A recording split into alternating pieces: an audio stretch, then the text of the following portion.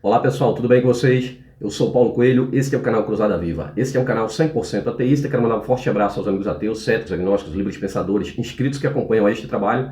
E lembrar que falo sempre que é um canal 100% ateísta, exatamente para o religioso novato, quando aqui adentrar o canal, ter a ciência de que aqui eu contesto todo o sistema religioso, incluindo o livro Bíblia, adorado por eles como sendo sagrado. Na realidade, a Bíblia está mais para sangrenta. Definitivamente, o religioso não conhece o livro que diz seguir, tampouco a divindade que diz adorar. E precisa que nós, ateus, venhamos aqui, abrimos a Bíblia e mostramos como ela realmente é. Então, se você não está preparado para ouvir as verdades que aqui são ditas, religioso, aconselho você a pular fora. Porque o que é dito aqui neste canal você não escuta em banco frio de templo ou igreja, mundo afora. Em países cristãos, né? Quando criança, uma sociedade completamente alienada, né? Falo mais do cristianismo e do livro Bíblia exatamente por viver em um país de grande maioria cristã. Uma sociedade que foi mergulhada em uma banheira quando criança, condenado a ser cristão e acredita piamente que esse filhote de pombo, o popstar da Galileia, existiu de fato, quando na realidade ele é apenas uma criação dos romanos. Jesus Cristo jamais existiu. Tampouco o Deus bíblico, que era até politeísta, se torna monoteísta muito mais à frente com o rei Josias. Pessoal, o crente não conhece a Bíblia que diz seguir.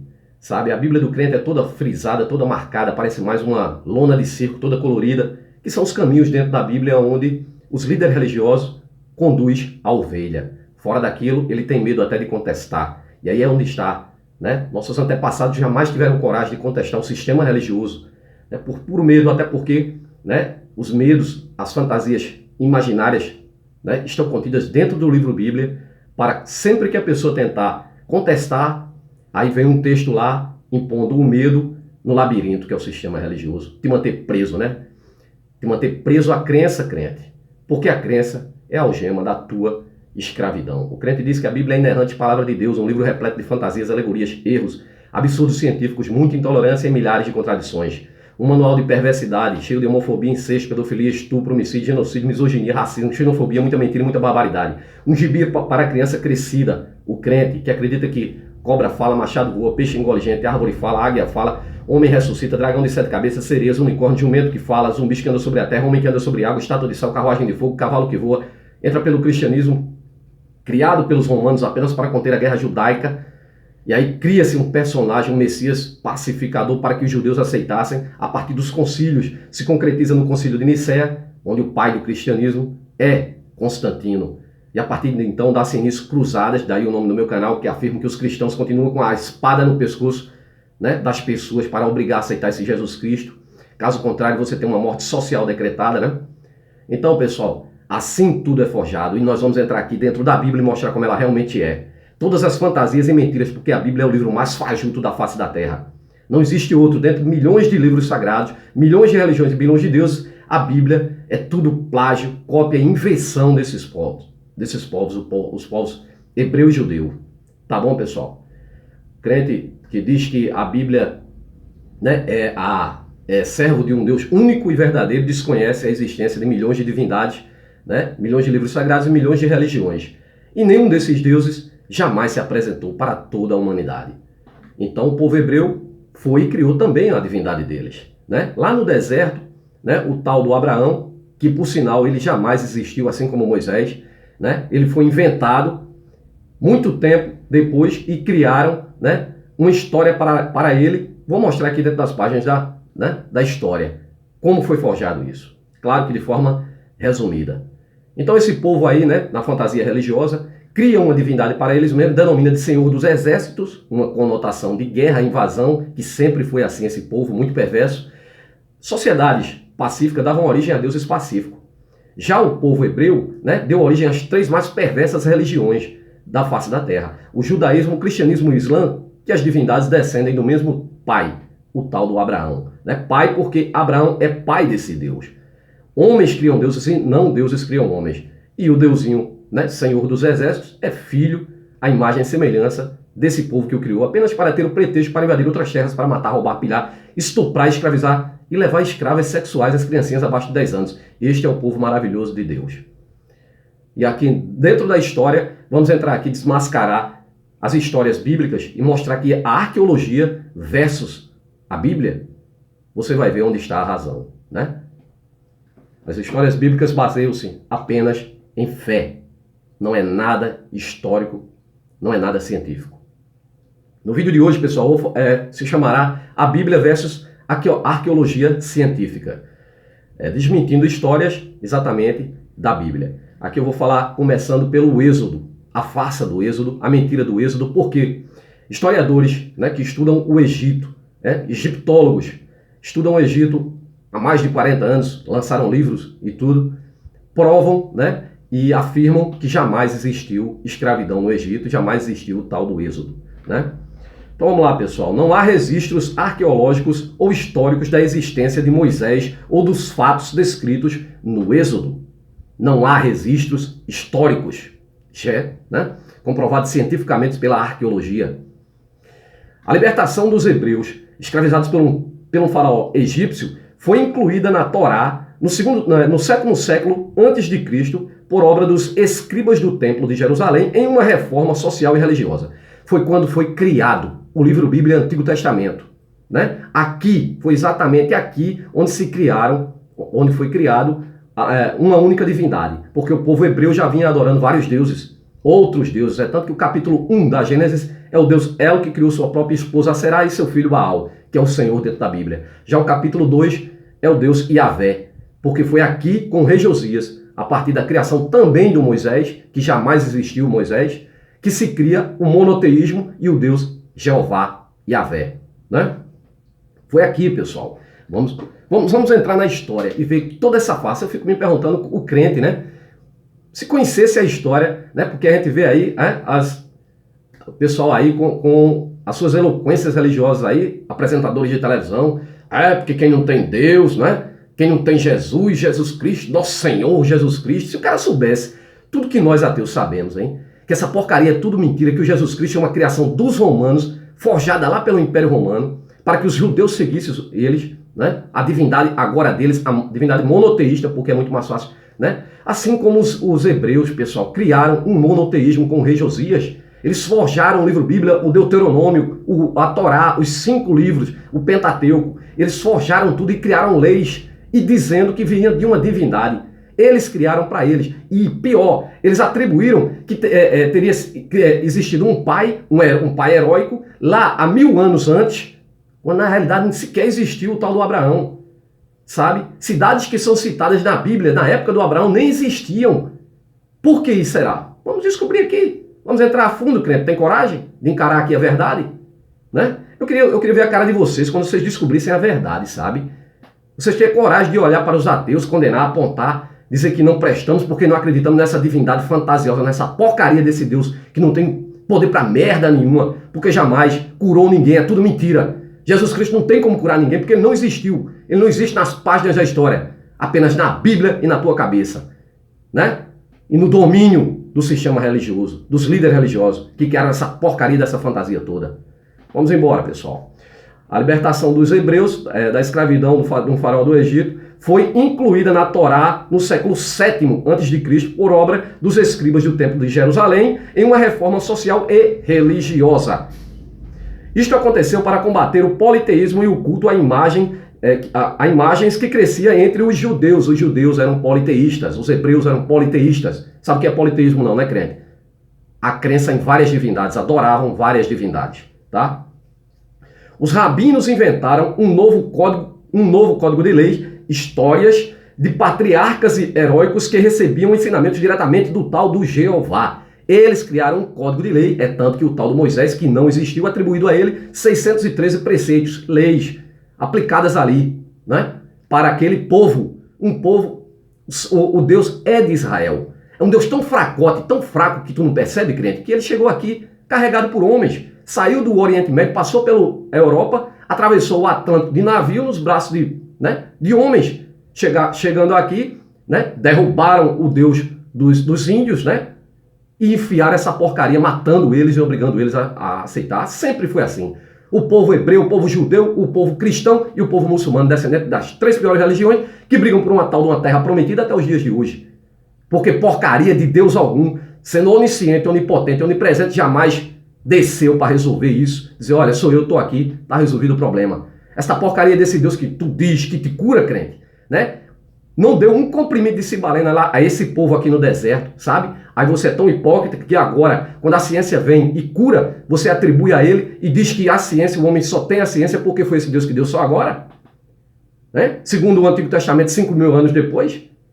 Segundo o teu Jesus Cristo, 2.000 anos depois e só agora é que temos a ciência? Seu hipócrita, vamos em frente. Tais intenções acabaram batizadas de ideologias deuteronômicas. O livro de Deuteronômio, um livro completamente perverso, né? Instigador de mandar matar homossexuais apedrejados, né? Você matar seu filho se ele for contumaz, né? Judiar com seu escravo. Tinha escravo, né? Um povo que dizia que era escravo, mas na realidade eles davam que eles, né, tinham escravos, né? Vamos em frente. Isso porque estão mais evidentes no livro de Deuteronômio, né? A prova de que estes textos são lendas, histórias enumeradas, incongruências, pessoal, ausência de concordância, ausência de harmonia, sabe? São incongruências culturais e geográficas entre os textos e a realidade. Muitos reinos e locais citados na jornada de Moisés pelo deserto não existiam no século 13 a.C., quando o êxodo teria ocorrido. Nem os locais que é narrado no tal do êxodo, os locais não existiam. A ciência, a arqueologia séria, porque tem arqueólogos bíblicos aí, né? Não é à toa que tem escolas, né? Universidades católicas, né? Protestantes, para ensinar esse pessoal aqui arqueologia. Mas para quê? Para beneficiar o sistema religioso. Esse pessoal são pagos os estudos dele pelo sistema religioso, para defendê-los, né? Assim como tem por aí, né, traficante que banca os estudos de pessoas para se formarem em advogados, juízes, promotores, para defender quem? O sistema podre bandido. Mesma coisa, gente. Gente paga por eles. Tem um tal de um Rodrigo S. por aí, que vive pregando que a arca existiu, a arca de Noé, o dilúvio. O cara sabe de toda a verdade. Mas essa gente paga para enganar, rapaz. O cara sabe que o dilúvio é histórias contadas muito mais antigas, na epopeia de Gilgamesh e por aí vai, sabe? Em muitas civilizações. Nada mais do que uma inundação. Teve nada de dilúvio, coisa nenhuma, né? E esse povo copiou tudo, plagiou tudo, tudo. O livro Bíblia é todo plágio. É o livro mais fajuto que existe. Vamos em frente. A prova disso está incongruência da realidade. Muitos reinos e locais citados na jornada de Moisés pelo deserto não existiam no século 13 a.C., quando o êxodo teria ocorrido. Esses locais só vieram a existir 500 anos depois. 500 anos depois. Os caras, quando escreveram a história de Moisés do êxodo, colocaram, porque eles estavam escrevendo ali, naquela época que os escribas estavam escrevendo, ali no Templo de Jerusalém, aquelas cidades existiam. Mas eles são tão burros, essa gente religiosa é tão burra, que colocou como a história de Moisés 500 anos atrás, sendo que colocou aquela cidade que não existia lá 500 anos atrás, como se aquela cidade existisse 500 anos atrás. Aí é que tá, gente. A ciência vai lá e desmente tudo. Vamos lá. Justamente no período dos escribas de Deuteronômio, quando escreveram Deuteronômio, inclusive eles dizem que o livro de Deuteronômio foi achado dentro de uma reforma dentro do Templo de Jerusalém. Uma grande farsa, uma grande mentira, o livro foi implantado lá dentro. Por quê? Vou explicar por quê. O rei Josias, mais um mala da Bíblia, né? Também não havia um local chamado Monte Sinai, nem a montanha havia. Para vocês terem ideia, o Monte Sinai, onde Moisés teria recebido os 10 mandamentos, não existia. Continuando, onde o tal Moisés teria recebido os 10 mandamentos. Sua localização atual no Egito foi escolhida entre os séculos 4 e 6, depois de Cristo foi que veio existir o Monte Sinai, onde Moisés já teria subido nele. Só que ele só veio existir depois. Aí colocaram a localização dele, aí tá, né?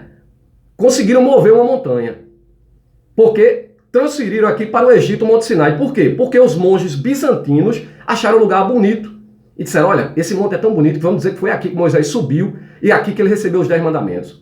Olha que canalhas, né? Então foi a partir do século 4 ao 6, depois de Cristo, que foi incluído na Bíblia o tal do Monte Sinai. Logo, Jesus Cristo era muito poderoso, né? Ele não diz, né? Tua fé moverá montanhas? Pois é, conseguiram mover uma montanha, né? Tiraram de um canto e colocaram no outro, né? No Egito. Então vamos lá. Já as 10 pragas do Egito seriam um eco de desastres ecológicos ocorridos no Vale do Nilo, quando tribos de nômades semitas estiveram por lá, nômades hebreus. Eram um povo nômades, eram tribos. Ainda como hoje existe na África, tribos que se matam também, tribos. Sabe o que eram reis de tribos? De pequenos povoados, gente. Esse tal do rei Davi, Salomão, esse poder todo que é colocado dentro da Bíblia, é tudo mentira. Tudo mentira. Vamos em frente. Vejamos agora o caso de Abraão, o patriarca dos judeus. Segundo a Bíblia, ele seria um comerciante nômade sem terra, né? Viviam ali no deserto, pairando de tenda em tenda os hebreus, né? E a única instrução bíblica, a única tecnologia que o Deus bíblico deu foi, pegue uma pá e cave um buraco fora da tenda para fazer suas necessidades, porque o povo não tinha nem essa capacidade de pensar, né? Igual galinha, fazia as necessidades ali e ficava em cima. Vamos lá, pessoal. Segundo a Bíblia, ele era um comerciante nômade, que por volta do ano de 1850 a.C., veja que dataram ele aqui do ano de 1850 a.C. Vocês vão ver que não foram meio assim. Ele teria imigrado de Ur, na Mesopotâmia, para Canaã, na Palestina. Na viagem, ele e seus filhos comerciavam em caravanas de camelos, mas não há registros de migração de Ur para Canaã que justifiquem os relatos bíblicos. Não há provas desta, migração aqui. E também, naquela época, os camelos ainda não haviam sido domesticados. Checkmate, né, crente? Também há erros geográficos. Lugares citados na suposta viagem de Abraão, como Hebron e Beersheba, nem existiam na época. Viu aí? Não existiam. Eles colocaram lá sem saber que será que eles não sabiam que a cidade não tinha esse tempo todo? Mas colocaram. Por quê? Porque colocaram Abraão como tendo vivido, quando eles escreveram, botaram Abraão como tendo vivido 1000 anos atrás, para as pessoas não acharem nem o rastro dele. E ter que acreditar pela fé. Mas a ciência vai lá e diz, olha, não tinha. Ele simplesmente é uma fantasia, o Abraão, o Moisés, tá? Patriarcas que eles colocaram para ser o herói da criação que eles estavam criando. Tá bom? Hoje, a análise filológica dos textos, a filologia estuda a escrita e os idiomas antigos, né? A análise filológica dos textos indicam que Abraão foi introduzido na Torá, na Bíblia, Antigo Testamento, entre os séculos 7 e 8 a.C. Ele foi introduzido entre os séculos 7 e 8 a.C. Ou seja, aqui na frente mostra, a Bíblia diz que ele teria vivido em 1850 a.C., sendo que ele só foi existir de fato, imaginariamente, dentro do livro fantasioso, no século 7 e 8 a.C., ou seja, 1000 anos depois, né? 1000 anos depois dessa tal viagem dele, peregrinação. Ou seja, mais de 1000 anos, né, da sua suposta viagem. Aí o crente da mitologia judaica cristã pode perguntar, né? Na verdade, como então surgiu o povo hebreu? Na verdade, hebreus e cananitas são o mesmo povo, com uma pequena diferença que vou explicar, né? Por volta de 2000 a.C., os cananitas viviam em povoados nas terras férteis dos vales, enquanto que os hebreus eram nômades das montanhas. Nômades, povo nômade, sem terra, né? Ciganos. Foi com o declínio das cidades cananitas, acossadas, ou seja, perseguidas por invasões no final da Idade do Bronze, 300 a 1000 anos antes de Cristo, que permitiu aos hebreus ocupar os vales. Segundo a Bíblia, os hebreus conquistaram Canaã com a ajuda dos céus, do tal do Yahvé, né? Isso segundo a Bíblia, na farsa bíblica que foi montada, forjada. Antigo, Novo Testamento, tanto faz. Novo Testamento foi forjado nos concílios, né? Na entrada de Jericó, o exército hebreu, segundo a Bíblia, na entrada de Jericó, o exército hebreu toca as trombetas e as muralhas da cidade, né, desabam por um milagre todo-poderoso desse Deus, né, Zé Ruela, que não faz nada por ninguém, nem por ele mesmo. Porém, estudos científicos, arqueológicos e históricos dizem que Jericó não tinha muralhas, era apenas um pequeno povoado, né? A chegada dos hebreus em Jericó teria sido um longo e pacífico processo de infiltração, foram chegando aos poucos. 3 famílias aqui, 4 ali, foram chegando aos poucos. Não tem nada de guerra, de invasão, tocar trombeta, derrubar a muralha, nem existia muralha lá, ô crente Zé Ruela. É tudo fantasia da Bíblia, rapaz, desse povo aqui que criou isso, acorda. Vamos ver agora o rei Davi, o tal do Salomão, né? Vamos ver se esses caras tivessem realmente existido. Vamos lá. Há muitas dúvidas de que o tal rei Davi e o seu filho Salomão realmente tenham existido. Há também muitas controvérsias sobre seu verdadeiro papel na história do povo hebreu. A Bíblia diz que a primeira unificação das tribos hebraicas aconteceu no reino do rei Saul. O rei Saul que jamais foi comprovado a existência dele, não é? O sucessor do rei Saul foi o rei Davi, que, por sinal, o rei Davi casou com a filha do rei Saul, que era para ser herdeiro do trono, seria o filho do Saul, o Jônatan, só que o rei Davi tinha um caso com o Jônatan e o Jônatan cedeu o trono para ele. Essa é a grande verdade, né? Era bissexual e um puto do canalha, segundo as histórias bíblicas, porque não há nada comprovado arqueologicamente, né, dos feitos desse rei Davi, né? Apenas há uma menção, como vou mostrar aqui, de um tal rei, mas não conta. Curiosamente, deveria contar a história, toda a história que a Bíblia repete, né? Dos seus feitos, conquistas e tudo mais, né? Inclusive as histórias sacanas dele, né? Ter ali mandado o cara para frente de batalha para ficar com a mulher do cara, engravida a mulher e quem morre é esse deus vagabundo, mata o pobre do feto na história fantasiosa. Então, o rei Davi, que organizou o Estado hebraico, eliminando adversários e preparando o terreno para o seu filho Salomão, para que o seu filho Salomão pudesse reinar sobre o vasto império. O período salomônico foi do ano 930 a.C. ao 970. Teria sido marcado pela construção do templo de Jerusalém e a introdução da Arca da Aliança no seu altar. Não há registros históricos ou arqueológicos da história da existência do rei Saul. Porém, a arqueologia nos mostra que boa parte dos hebreus ainda viviam em aldeias nas montanhas no período que ele teria vivido. Isso por volta do ano 1000 a.C. Sendo assim, o rei Saul se realmente tivesse existido, ele seria apenas um entre muitos líderes tribais hebreus, tribos. Tinha nada de reinado, todo poderoso, coisa nenhuma. Enquanto o rei Davi, há pelo menos um achado arqueológico, né? Uma pedra de basalto encontrada no ano de 1993 e datada do século IV a.C., que menciona um rei chamado Davi, né? Porém, não há qualquer menção das conquistas do rei Davi narrada na Bíblia, né? Por isso, por exemplo, a sua vitória extraordinária sobre o gigante Golias. Agora imagine que se citou um rei Davi em uma pedra, teria citado toda a história dentro da Bíblia, todas as conquistas e poderes que esse cara tinha do grande reino, que mentira, se tivesse existido, seria apenas um líder tribal de tribo, né? Era o povo nômade, gente. Cara, eles não tinham terras, eles criaram um Deus para invadir outras terras. Senhor dos exércitos, né? Que coisa.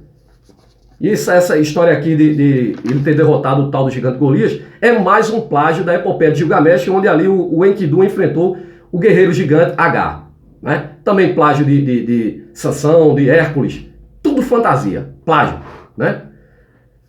Muito pelo contrário, as cidades cananitas, mencionadas como tendo sido destruídas por seus exércitos, nunca foram invadidas e continuaram sua vida normal. Na verdade, o rei Davi não teria sido o grande líder que a Bíblia afirma, né? Seu papel teria sido muito menor. E se realmente ele existiu, não passava de um líder de um grupo de rebeldes das montanhas chamados Apiru. A palavra Apiru é que dá origem à palavra hebreu, né? A etimologia da palavra Apiru, aí deu origem aos hebreus. Esse grupo de rebeldes era uma espécie de guerrilheiros que ameaçavam as cidades ao sul da Palestina. Ameaçavam, não, invadiam as cidades. Não tinham terra, invadiam a terra dos outros para matar, roubar, pilhar, estuprar, tudo que não presta, né? De onde descende esse Deus maravilhoso que vocês amam, que nunca existiu, né? Quanto ao Império Salomônico, cantado em prosa e verso na Torá hebraica, a verdade é que não foram achadas ruínas de arquitetura monumental em Jerusalém ou em qualquer outra cidade citada na Bíblia, né? O principal indício de que as conquistas do tal rei Davi e do Império de Salomão são invenções é que o período em que teria vivido, a arqueologia prova que a cultura cananita continuou viva, quando que na Bíblia diz que ela teria sido destruída. A conclusão é que Davi e Salomão teriam sido apenas pequenos líderes tribais de Judá, um estado pobre e politicamente inexpressivo localizado ao sul da Palestina. Na verdade, o grande momento da história hebraica teria acontecido não no período salomônico, mas cerca de um século mais tarde, entre os anos 884 e 887 a.C., quando foi fundada a cidade de Samaria, a capital do reino de Israel, né, ao norte da Palestina, sob a aliança do rei israelita Onri, né?